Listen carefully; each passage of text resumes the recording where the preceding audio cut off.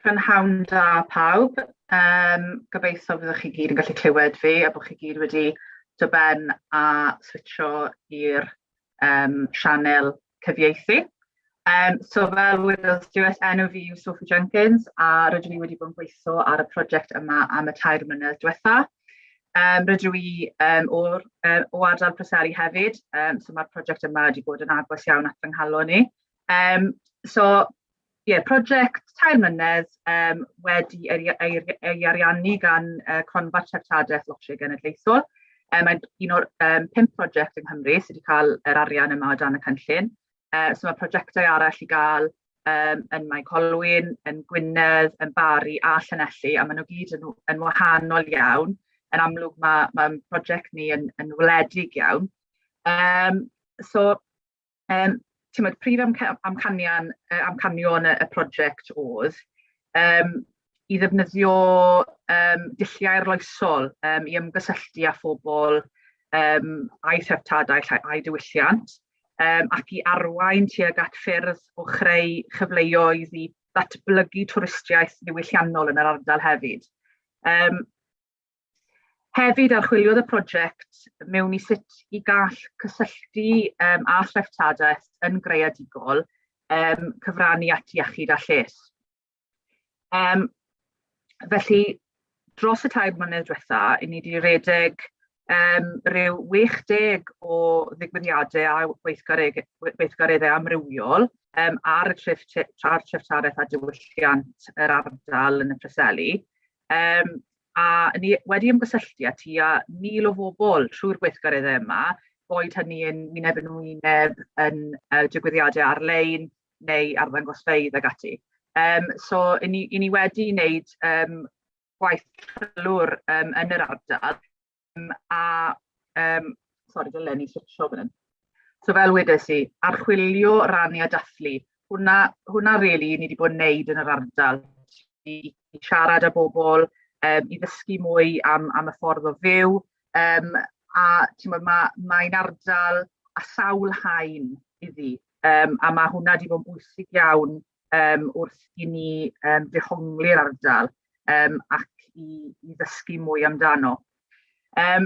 Felly, dwi'n mynd i fynd trwyddo, mae amryw o luniau fan hyn o wahanol ddigwyddiadau, a dwi'n mynd i siarad yn fras iawn am rai ohonynt. Fyddai ddim yn blan trwy dydd, neu fyddwn ni byth. Ond ni wedi bod yn redeg lot o teithiau a sgyrsiau i ymwneud â naws am le. A mae'r un wedi bod amdano archeoleg yr ardal, am farddoniaeth a beirdd yr ardal, fel Waldo Williams ag ati, am natur yr ardal, amaeth, diwydiant, crefydd, chwedlau a straeon hefyd, yn hyd yn oed wedi bod yn dathlu rai traddodiadau fel y Mari Lwyd, fel welwch chi fyna, fi gyda Delyn Gibi. Hefyd, ni wedi bod yn gwneud gweithdai ar treftadaeth bwyd, blas y Preseli, a fi oedd rein dros sawl gymuned yn y Preseli, a fi o'n i yn coginio ac yn pobi bara traddodiadol, so bara crai. Hefyd dathon ni un gweithdi ar-lein yn ystod Covid-19, a fel welwch chi, mae sawl un o'r gweithdai i ni wedi gorfod redeg, wedi gorfod mynd ar-lein neu yn ddigidol, wedi gorfod bod yn adaptif iawn i'r pandemig. Felly, fe wedes i, mae un o'n nhw wedi bod ar-lein fyd, a fi i rownd a pecyn bwyd i sawl teulu, a fi o'n i ar-lein wedyn coginio gyda'n gilydd. Hefyd, yn ddiweddar, nathon ni digwyddiad ar gyrfaoedd yn Treftadaeth, a fi oedd fy nghydweithwr Hedd Harris yn gwneud ffilmiau fer yn cyfweld â bobl yn y sector. Ni hefyd wedi bod yn gwneud digwyddiadau tu ôl i'r llenni yn ddiweddar, rein tro gyda Hedd yn arwain ar rein yn ymweld â llefydd fel Saint Fagan, Archifdy, Sir Benfro, Amgueddfa Arberth ac yn y blaen, i addysgu pobl am sut mae mediadau arall yn ddehongli treftadaeth. Ni wedi bod yn gwneud cyrsiau hyfforddiant, so rai o'r adrodd straeon ar-lein, cyrsiau gyda Castell y Werin. Ni hefyd wedi bod yn gwneud gweithdai bach gyda John Hewitt o Planed gyda Prosiect Datrys, so ar sgiliau digidol treftadaeth, i ymwneud â podlediadau a gwneud ffilmiau fer, sydd wedi datblygu bod yn bwysig iawn yn y sector erbyn hyn. Beth arall? Ni hefyd wedi bod yn gwneud, nathon ni amgueddfa ar hap yn Maen Clochog, a fi oedd hwn yn llwyddiannus iawn, fel welwch chi, mae llun i gael fyna o un o'r sgyrsiau fel rhan o'r digwyddiad hynny. A byswn ni wedi hoffi, yn amlwg, gwneud mwy o'r digwyddiadau hyn, ond oherwydd Covid-19, bydd hwnna'n rwystredig iawn ni. Ond na beth nathon ni, fel wedys i adapto wedyn, nathon ni creu grŵp Facebook ar-lein, a nathon ni arddangosfa ar-lein.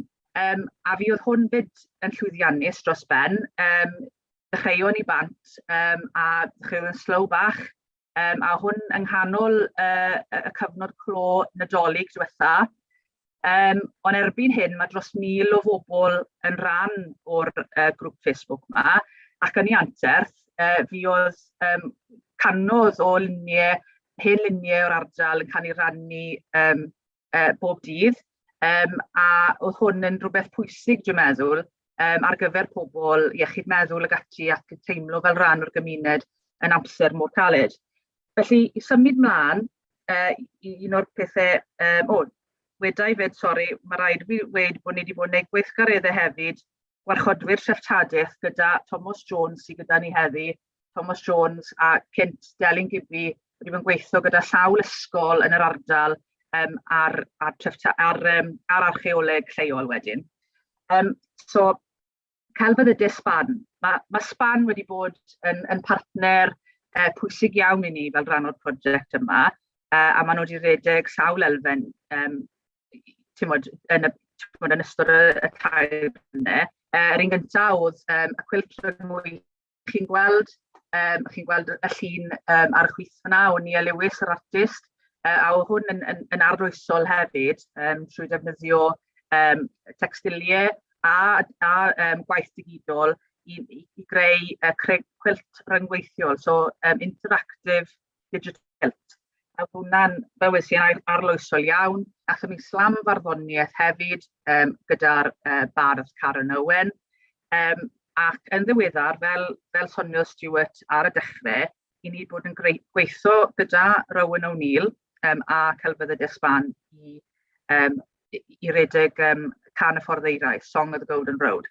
So dwi'n mynd i pasio mlaen nawr i Rowan, fel bod chi'n cael blas o beth mae'r prosiect yma wedi archwilio yn ddyfnach mewn ni dros y blwyddyn diwetha. Diolch, Sophie. Dwi'n gobeithio bod pawb yn clywed. A dwi'n gobeithio mae Sophie yn mynd i cario ymlaen i switch o'r sleidio ymlaen. Diolch, gret. Felly, dyma ni, Can y Ffordd Eiraidd. Dwi jyst yn ei meddwl oedd yn werth jyst sôn tyma bach ynglyn â'r cefndir a sut datblygodd y prosiect yma. So, os ni'n mynd ymlaen i'r sleid nesaf, o'n i wedi bod yn gweithio gyda celfyddydau Sban a'r prosiect o enw Map Digi Penfro, ac map ar-lein, map digidol yw hwn sydd wedi cael ei datblygu gan Alan Wills, a mae'n ffordd o cyfnodi gwahanol pethau ar ffurf map. Gallwch chi symud ymlaen i'r sleid nesaf. Nathon ni prosiect pilot yn Garn Fawr, ac oedd yn ffordd o cyfnodi pethau ffeithiol, ond hefyd pobl yn cael ei annog i cyfnodi falle teimladau ynglyn â lle hefyd, oedd yna ffordd o cyfnodi barddoniaeth, a hefyd oedd yna ffordd o recordio lleisiau, so ti'n gallu pinio lluniau a lleisiau i'r map. Ac wrth mynd ymlaen, cael ti symud ymlaen eto. O'n i jyst yn meddwl, oedd yna ffyrdd o oedd e'n dal yn teimlo bach yn fflat falle, ac o'n i'n casglu'r cynnwys bywiog yma a lleisiau, ond sut oedd na ffordd i cael y lleisiau yma i siarad gyda'n gilydd. Felly, nath y gwaith yna dod i ben, yn amlwg nath y pandemig stopio, o'n i'n neud gweithdai, ond nath y pandemig stopio hwnna. A wedyn nath y prosiect, y syniad i wneud prosiect gyda Ein Cymdogaeth Werin, ac o'n i wastad wedi bod yn fan o'r y baledi radio, so oedd hwnna'n cyfres o raglenni radio cafodd ei creu yn hwyr yn y 50au a gynnar yn y 60au, ac roedden nhw'n plethu cyfweliadau gyda pobl a caneuon hen a caneuon newydd yn cael eu creu mewn ymateb i lleisiau a cyfweliadau gyda pobl. A felly oedd yna un ynglyn â heol, yr A1, a hefyd un arall sydd yn eitha enwog, un The Travelling People. Ac yn 2012 nath y BBC ail ymweld a'r cyfres yma yn ystod y gemau Olympaidd, felly oedd yr ymwybyddiaeth o'r ffurf yma yma eto, dwi'n meddwl. Felly, dyma beth oedd y syniad gyda Can y Fforddeiroedd o cychwyn gyda defnyddio'r map dal i cofnodi pethau, ond wedyn byddwn ni'n creu gerddoriaeth hefyd mewn ymateb i beth ni'n casglu. Felly, os ni'n symud mlaen, nathon ni datblygu cyfres o weithdai dros y haf sy'n newydd bod, ac dwi jyst yn mynd i siarad trwyddo beth oedd y gweithdai yna. So nathon ni gychwyn ym Mrymberian ar y 4 o Fehefin, ac o'n i gyda Robin Heath, oedd fel siaradwr gwadd ar gyfer pob gweithdy. Felly o'n i'n edrych ar safle wain mewn fan hyn, nathon ni ar daith, oedd e bach yn anarchaidd, dwi'n meddwl, o'n i fel gwartheg mas yn y cae am y tro cyntaf yn y Gwanwyn, ac chi'n gweld fyna hefyd ein offer primitif o recordio yn y gweithdy cyntaf yma. Wedyn, athon ni mlaen i Grymych, ac nath Jacob Whittaker ymuno â ni fel person sain, ac ein thema ar gyfer y diwrnod yma oedd amaeth, ac oedd hefyd Mary Chadwick o'r Parc Genedlaethol gyda ni. Sorry, mae timer fi yn mynd off. So wedyn athon ni mlaen i Hermon. So oedd pob gweithdy a them gwahanol, ac ni'n ymweld â llefydd oedd o gwmpas y fforddeiroedd, hynny yw y llwybr sy'n mynd ar draws y Preselau. So yn Hermon oedd athon ni sgwrs gyda Martin Jones sy'n athro yn Prifysgol Abertawe, ond mae'n digwydd fod cath ei magu yn Hermon hefyd, ac oedd yn wneud astudiaeth achos ar yr ysgol a hanes addysg a polisiau Victorianaidd ar addysg yng Nghymru. Felly wedyn athon ni mlaen i Mynachlog Ddu, ac yn Mynachlog Ddu ein them oedd crefydd a heddwch, ac athon ni, o'n i'n gallu ymweld â'r capel Bethel fyna, ac athon ni sgwrs gan Hefin Wyn yn sôn am cysylltiadau eang yr ardal yna gyda'r thema, a hefyd athon ni wedyn i Garreg Waldo, gathon ni trafodaeth ynglyn â barddoniaeth a sut oedd y tirlun yn ysbrydoli pobl, a hefyd sôn am brwydr y Preselau hefyd. Ac wedyn athon ni i Hros y Bwlch, lle oedd Dr Peter Clwton yn sôn wrthon ni ynglyn â'r chwareli yn yr ardal, a athon ni ar daith eitha heriol lan i Is-Copa Fôl Cwm Cerwyn i ymweld â chwarel oedd wedi ei adael. A wedyn ein gweithdy olaf oedd yn Cwm Gwein, lle ymunodd Hedydd Hughes, sy'n athrawes yn yr ysgol fyna, hefyd yn angerddol iawn ynglyn â hanes lleol, ac nath hi dod â'r ddangosfa chi'n gweld yn y cefndir yn y llun fyna, a hefyd nath hi ddod â caneuon.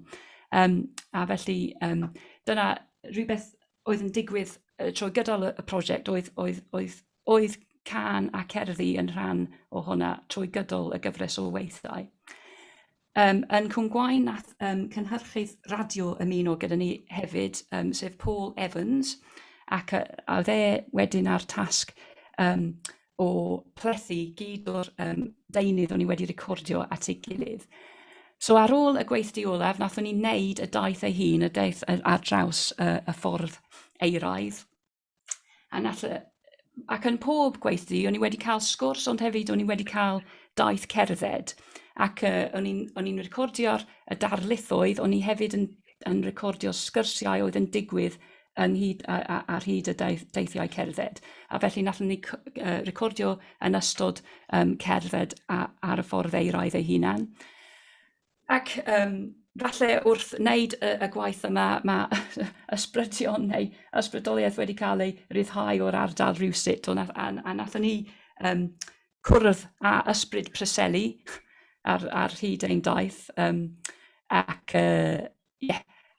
So oedd hi'n croesawu ni, oedd hi'n ffarwelio i ni wrth i ni adael o Foel Drigar, a wedyn croesawu ni nôl pan nathon ni cyrraedd Bwlch Gwynt ar ddiwedd y daith, a drwm yn curo calon Preseli. A wedyn, ar ôl wneud hynny, nathon ni symud mlaen i ffeis o greu gerddoriaeth, beth o'n i'n galw seirnio'r gân, a nath y cerddor Stacey Blythe, sy'n cuddio'r tu ôl i'r delyn na, dod i Faen Clochog, neuadd Faen Clochog am penwythnos dwys o greu gerddoriaeth, ac o'n i'n greu wedyn mewn ymateb i beth ni wedi wneud yn ystod y gweithdai. A felly oedd na sawl pobl oedd wedi bod ym mhob gweithdi a wedi cael ei ysbrydoli ac i greu ac i sgwennu geiriau ac i creu cerddoriaeth. A os ni'n edrych ar y llun nesaf, chi'n cael argraff o hwnna. A wedyn, ein gweithgaredd cyhoeddus olaf oedd yn casglu deunydd i wneud y baled ma. Oedd cor un nos, y scratch choir wedyn, o'n i'n galw'r cor yn cor y cewri, i falle gyd fynd gyda rai o topicau o'n i wedi cyffwrdd ar dros yr haf, ac oedd Margaret Daniel yn arwain y cor, ddath criw o bobl at ei gilydd just am y prynhawn i ddysgu'r can y tangnefeddwyr, sef gosodiad o gerdd gan Waldo Williams, sydd wedi cael ei gosod i gerddoriaeth gan Eric Jones. Felly oedd hwnna'n prynhawn hyfryd a ffordd hyfryd i orffen y cyfres o waith cyhoeddus na. A wedyn, oedd na mis o roi'r baled at ei gilydd, a dwi'n meddwl dwi'n mynd i chwarae clip nawr, jyst i roi syniad o chi beth ddaw o'r holl deunydd yma. I love the sea, the coast path, the whole of creation. Now I feel the mountains are my friends and brothers. I need to walk on the Prosiect. Absolutely covered a minute ago with cloud. It's changing by the second here. Cofio'n bachar yn gwerthu fflat o am 400,000 o yn Llundain. Fflat. Oedd yn dy lawr fan hyn, oedd yn prynu ffarm wedyn. Here you've got the Golden Road running along the ridge in front of us. This is industry within sight of the Golden Road. Shwmai. Iawn. Mae fi a dad i siarad Gymraeg yn y teulu. We went to Greenhill where they didn't have Welsh at all. And that's what I was told. You've got to get rid of your Welsh accents, you've got to be anglicised, and you have to learn proper English. Nawr ar y pandemig, a maen nhw'n gwerthu fel tân. 24 hours fel wedi bod ar yr internet, a weekend o bobl y cash buyers eisiau mynd fel 24 hours arall, when we eisiau 475 amdano dim buildings o werth.